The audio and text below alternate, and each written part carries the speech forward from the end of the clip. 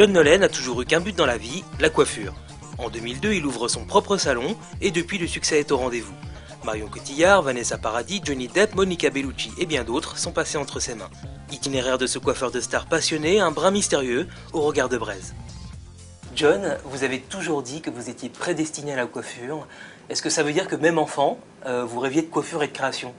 En effet, je crois jamais réfléchi à un autre métier que celui-ci. Je ne sais pas vous expliquer pourquoi, mais en effet, j'avais cette envie, dès 4 ans, je crois, et un peu plus tard après, d'être coiffeur. J'ai commencé à travailler très tôt, pendant les vacances scolaires, dans les salons de coiffure du quartier. Et c'est assez, je reconnais que c'est un luxe de savoir très tôt ce qu'on veut faire. Quelques mots sur Dominique Baguet qui vous a mis le pied à l'étrier en quelque sorte. Dominique Baguet, en effet, c'est la première personne qui m'a demandé de faire une création pour la scène, dans la danse contemporaine en l'occurrence. Je coiffais tous les danseurs de la compagnie dans le salon de coiffure dans lequel je travaille à Montpellier.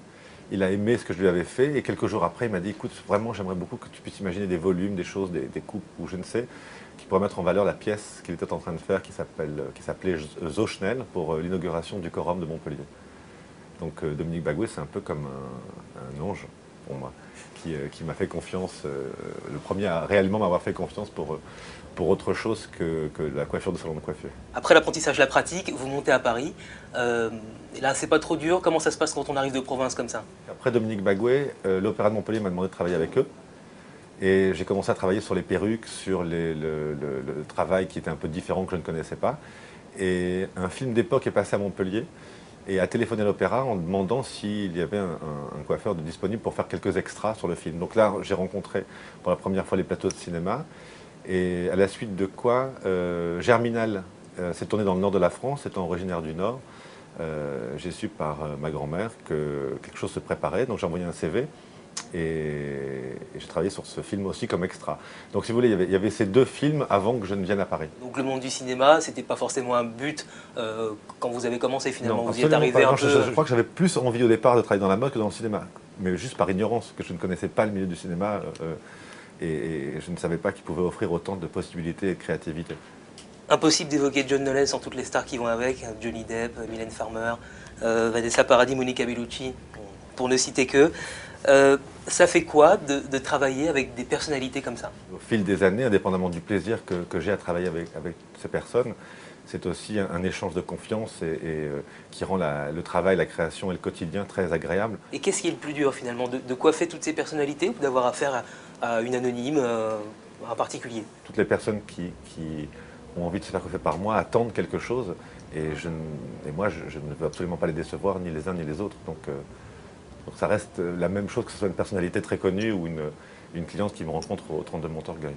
Et justement, pourquoi on vient chez vous? Qu'est-ce que vous avez en plus? Ce que je ressens en tout cas, c'est que jusqu'à ce que le résultat ne soit pas exactement comme je me le suis imaginé, je ne peux pas lâcher. Et à la fois, je prends un plaisir immense à chaque fois aussi.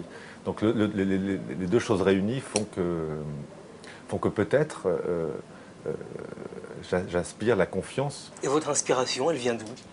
À partir du moment où la machine à projet est en route, tout peut résonner comme une inspiration potentielle.